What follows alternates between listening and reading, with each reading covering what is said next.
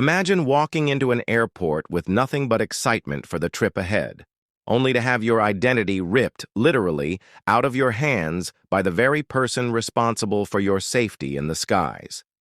And imagine the look on that person's face when they realize they just messed with the wrong woman.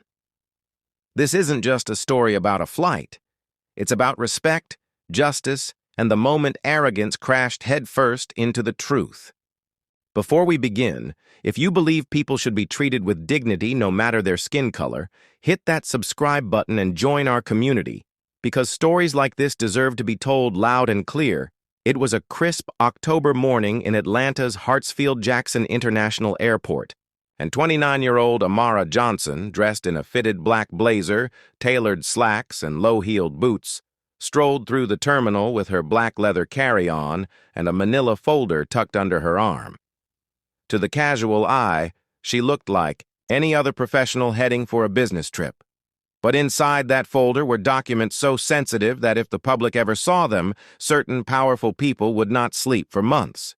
She was heading to Washington, D.C. under strict orders from the Bureau, and her cover was airtight. That is, until she reached Gate B-27. The boarding area buzzed with chatter, the occasional laugh and the clatter of suitcase wheels, but standing by the gate's entrance was Captain Douglas Warren, a tall, broad-shouldered man with decades of flying experience and, unfortunately, a reputation among crew members for being quick to judge. Amara had no idea she was about to become his next lesson in authority. She approached, scanning her boarding pass from her phone, when Captain Warren's eyes locked on her. His expression shifted, tightened, like he'd spotted trouble. "Ma'am," he said, his voice laced with that thin, performative politeness that hides an edge. "May I see your ID?" Amara, calm as always, slipped her wallet from her bag and handed over her Georgia driver's license. He examined it for a few seconds, then glanced back at her with a raised brow. "This isn't you," he declared flatly. "Sir, that's very much me," she replied, steady but polite. The captain smirked, and before she could react, he gripped the plastic ID by its corner and rip. He had snapped it clean in half like a cheap playing card. A hush fell over the gate area.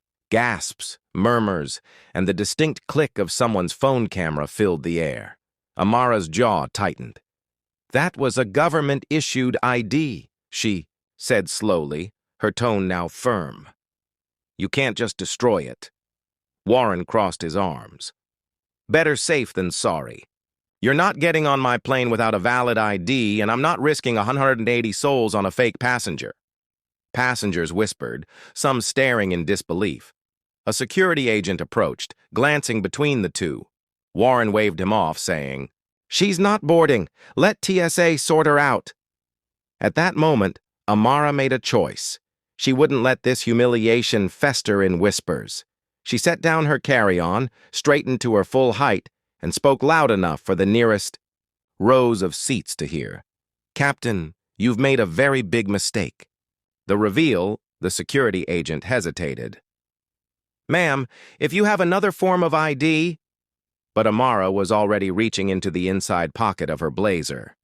Her fingers closed around cool metal. She pulled it out, flipped it open with a snap, and held it at chest height, so there was no mistaking the gold-embossed lettering and the seal of the United States Department of Justice. "Special Agent Amara Johnson, Federal Bureau of Investigation," she announced, her voice sharp but controlled, "and you just destroyed property of the federal government." Gasps erupted again, but this time they carried an edge of satisfaction from the onlookers. Captain Warren's face drained of color. I didn't," he stammered, his commanding tone evaporating. "You didn't think, Captain," Amara cut in. "You profiled me. You saw a black woman in professional clothing and assumed I didn't belong. Now, not only have you interfered with a federal agent's work, but you've also compromised an operation that was time-sensitive." The security agent's radio crackled as he stepped back, eyes wide. "Dispatch. We need a supervisor at Gate B-27 immediately." he said into the mic. Passengers were openly filming now. Warren's co-pilot, a younger man with a nervous smile, appeared in the doorway of the jet bridge, clearly unsure whether to intervene. A gate attendant hurried over, whispering something into Warren's ear. But Amara's gaze didn't waver from his. "Captain, I have 3 options right now," she said. 1, I report you to your airline's corporate office and the FAA. 2, I have airport police escort you off your own aircraft for obstruction. Or 3. She let the sentence hang, the silence amplifying the tension. You get out of my way, let me board, and we pretend this never happened, though I can't guarantee I won't file an incident report. Warren swallowed hard. You can board, he muttered finally. But it was too late. The cameras had captured everything. Fallout in the skies once aboard, Amara took her seat in business class, setting her carry-on securely by her feet. She could feel the weight of eyes on her, passengers who'd witnessed the scene still processing what they'd seen. 15. Minutes into the flight, a flight attendant approached with a tray. "Compliments of the captain," she said softly, placing a cup of coffee in front of Amara. Amara didn't touch it. She simply raised an eyebrow and returned to reading her classified briefing. Midway through the flight, her phone, secured in airplane mode, buzzed with queued messages from colleagues once they landed. The incident had already hit social media. A blurry video from the gate showed Warren ripping her ID and her subsequent reveal. Hashtags like Duck FBI Flies and pilot profiling were trending.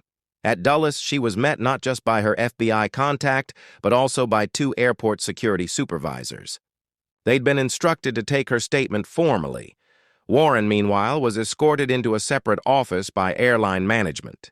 Word spread that corporate had already been contacted by both the FAA and a representative from the Department of Justice. The pilot's career, at least in the cockpit, was in jeopardy. But the true twist came hours later when Amara learned that Warren wasn't just acting on impulse. He had been tipped off by someone inside the airport who fed him, a false lead about a dangerous imposter matching her description. The intent? To delay her from delivering her classified documents. Someone wanted her off that the bigger conspiracy back at the Bureau's D.C. field office. Amara sat in a glass-walled conference room as her supervisor laid out the facts. A whistleblower in a defense contracting firm had been targeted, and the documents she carried contained testimony and evidence. If those papers hadn't made it to D.C. on time, the whistleblower would have been discredited before a Senate hearing the next morning. The false tip to Captain Warren had been traced to a subcontractor with links to the same firm, someone desperate enough to exploit racial profiling as a tool for sabotage. "So it wasn't just about me," Amara said quietly. "They used prejudice as a weapon." Her supervisor nodded grimly. The Bureau launched an internal and external investigation. Warren, though remorseful, faced the full consequences of his actions. He'd been manipulated, but his choice to act without verification had made him complicit. Amara, meanwhile, not only delivered the documents but also testified at a hearing on profiling in transportation security. Her story, leaked online, became a rallying cry for accountability in both aviation and law enforcement. Weeks later, while boarding another flight, this time to London, she felt a momentary hesitation as the pilot greeted her at the door. But when he said, "Welcome aboard, Special Agent Johnson," with genuine respect, she knew her message had landed. The moral was clear. Authority without accountability is a danger in itself. And sometimes standing up, literally, forces the truth into the open for everyone to see.